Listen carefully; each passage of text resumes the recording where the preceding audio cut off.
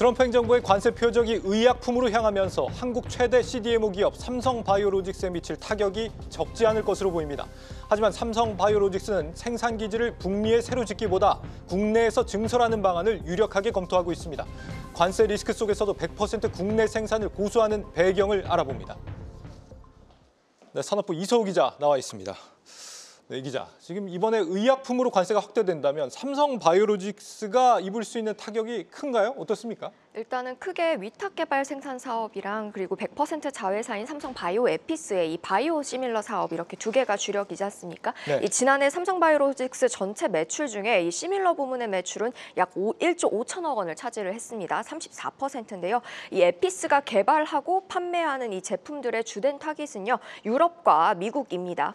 이 바이오 시밀러의 지역별 매출 현황을 살펴보면요. 이 지난해 유럽 지역에서 약 9,300억 원, 그리고 유럽의 지역에서 6,100억 원을 기록했다 이렇게 나와 있는데 구체적으로 공개되지는 않았지만 유럽의 지역에서 이 대부분이 미국을 차지한다는 것을 좀 감안을 해보면 최대 40%까지는 시밀러 매출을 미국에서 내고 있는 셈입니다.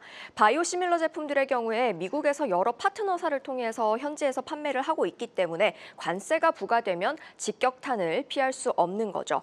결국에는 셀트리온처럼 이 관세 부담이 비교적 덜한 원료 의약품은 국내에서 생산을 하고 완제 의약품은 미국 현지에서 위탁 생산하는 비중을 대폭 늘리는 방안으로 이 삼성바이오도 대응할 것이다 이런 전망이 나옵니다. 바이오 시밀러 사업이 일단 타격이 클 것 같다라는 것이고 위탁 개발 생산 CDMO 쪽은 타격이 어떻게 예상이 돼요? 그러니까 CDMO는 당장은 이제 문제가 없습니다만 중장기적으로는 좀 문제가 있을 거다 이런 분석이 나옵니다. 네. 그러니까 말 그대로 대신 생산해서 고객사에 공급을 하는 거기 때문에 이 만들어진 제품을 고객사가 수입을 해가지 않습니까? 그러면 고객사가 관세를 부담해야 하는 그런 구조입니다. 네. 즉 관세가 부과되면 다른 기업과 비교했을 때 우리 삼성바이오로직스의 제품들이 가격이 더 높아질 수밖에 없는 겁니다.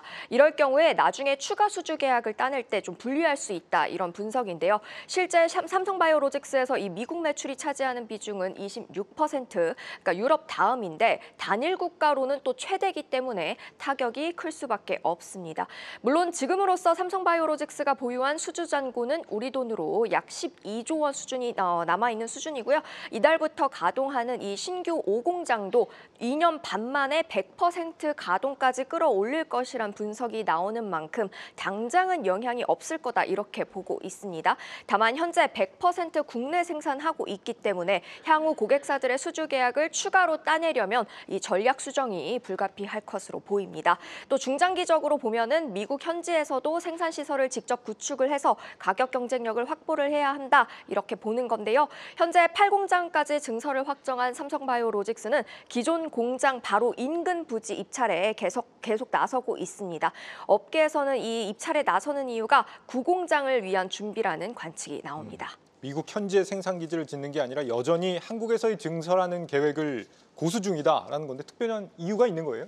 일단 미국의 이 신규 공장을 짓는데요. 시간과 비용이 국내에 짓는 것보다 최소 2배 수준이라고 합니다. 그러니까 네. 기존 공장을 또 인수를 하더라도 시설 노후화 등으로 인한 리모델링 투자가 불가피하고요. 또 이후에 생산에 투입되는 이 인력에 대한 비용도 부담입니다. 업계 관계자는 삼성바이오가 굉장히 빠른 속도로 생산 역량을 키울 수 있었던 건 국내 증설 경험이 많았기 때문이라면 해외 국가에서 생산 라인을 새로 짓는 것은 완전히 새로운 영역이기 때문에 기존에 최소 2배가 넘는 시간과 비용을 투자해야 할 것이라고 내다봤습니다. 실제로 내부에서요, 이 졸림 삼성바이오 대표가 미국 공장 확보를 위해서 다방면으로 검토를 했지만 현재로서는 국내 증설이 가장 효율적이라는 판단을 내린 것으로 알려집니다. 자, 그런데 글로벌 경쟁사들은 판단이 좀 다른 것 같습니다. 미국 내 생산 시설을 늘리기 시작했다고요? 맞습니다. 이 글로벌 제약사들은 이미 리쇼어링 전략에 지금 나선 상황입니다. 최근 일라이릴리는요, 향후 5년간 270억 달러를 들여서 4개의 새로운 생산 거점을 짓겠다고 발표했고요. 머크도 미국 내에서 백신 생산 역량을 위해서 10억 달러를 투자할 것이다 이렇게 발표했습니다. 존슨앤존슨도 550억 달러를 투자하기로 했고요.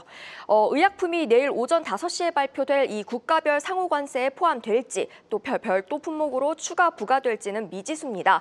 그렇지만 결국에는 관세 폭탄을 피할 수 없게 될 것이다. 이렇게 전망이 되고 있는 만큼 우리 기업들도 리쇼어링 전략을 취할 수밖에 없을 것이란 전망입니다. 다만 미국 현지 바이오 업계에서도 이 의약품 관세에 대해서 강력하게 반대하고 있습니다. 미국 바이오 협회에 따르면 이 미국 바이오 기업이 보유한 제품의 최소 절반 이상은 해외에서 수입한 이 구성품에 의존을 하고 있었습니다. 그렇기 때문에 의약품에 관세를 부과를 하게 되면 제조 비용이 급증을 하고 가격도 상승을 하기 때문에 현지에서 환자들의 접근성이 취약해질 수밖에 없다고 반발하는 상황입니다. 네, 과연 누구의 판단이 더 옳은 것인지 어쩌면 아직은 평가하기엔 좀 이른 상황인지도 모르겠습니다. 산업부 이수옥 기자였습니다.